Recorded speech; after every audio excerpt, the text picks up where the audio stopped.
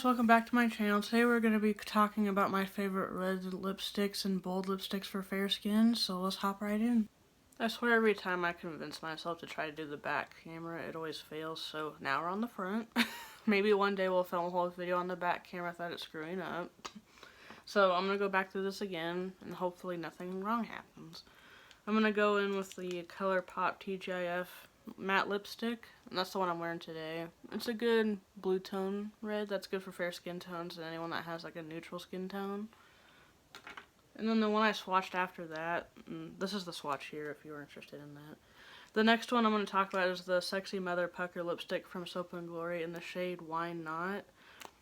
It's a good, I would say it's maybe a tinge deeper than the other one, but they're very comparable. And I swatched it right here. I need to block my hand. But yeah, it's definitely creamier than the Colourpop one. So if you like more cream based ones, I would go with this one. The next one is a lip liner instead of a lipstick, but I like it for most of my red lipsticks that I have in my collection. It's the LA Girl Forever Red lip liner. It's a good, I need to sharpen it, but it's a wooden pencil and it really lasts a long time and it's affordable, so you can't go wrong with it. I swatched it here. You can see it's a good classic red. It's not too deep, it's not too orange, it's just right in the middle, so it's good for that. The last red that I have in this lineup is the Smashbox Be Legendary lipstick in the shade Legendary. It's the creamiest out of the ones that I have, so if you don't like cream-based lipsticks, I wouldn't recommend this because it can probably slip inside if you don't have a lip liner underneath it. It's a good classic 50s red. I swatched it on the end here.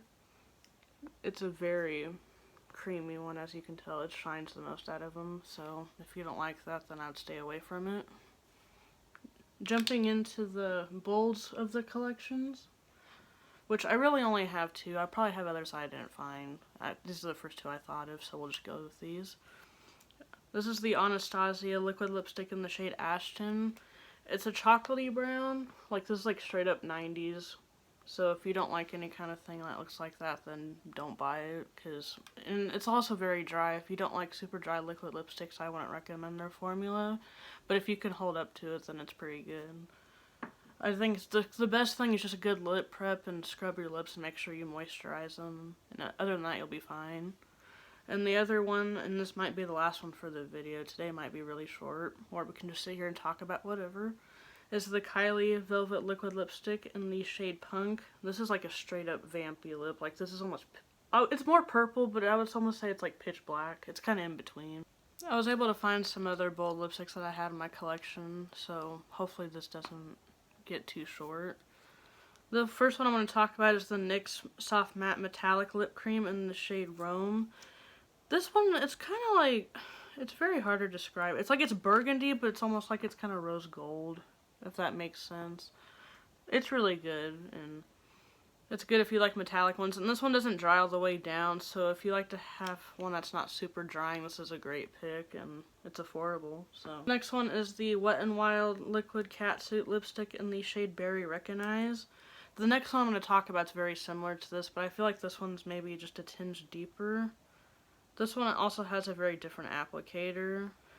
It has like kind of that doe foot, but it's the one that kind of hugs your lips, so it's not like your typical one. It kind of hugs the lips really well, and it's a good formula. That's how it looks on the hand there. It's not like super comparable to this one. This one obviously has more metallic, but I need to block my hand because it's not working. But yeah, it's definitely a berry, and I would consider it a bold because it's not like a neutral one. It's very standout-ish. Another one that I found is one of my personal favorites is the Maybelline Superstay Matte Ink in the shade Lover. When we compare this one to the Berry Recognize, which for some reason I thought that these would be similar, but these are like two different ballparks, like they're not even close. This is the Maybelline one, and this is the Wet n Wild. This one's obviously more deep. And for some reason, I feel like when you look at the package, it's like this one, it kind of lines up, but it doesn't. This one has a lot more pink to it. I would consider it more of a dusty rose rather than a berry. Maybe I shouldn't put in the video. You tell me. But It's a really good lipstick, and the whole line's good, and it lasts all day. That brings us to the end of the video. I know that was super short, but I was kind of close on time today, and I wanted to film something and not leave the channel super empty, so I hope you guys enjoyed. Please like, comment, subscribe, hit that notification bell, and we'll see you in the next one. Bye!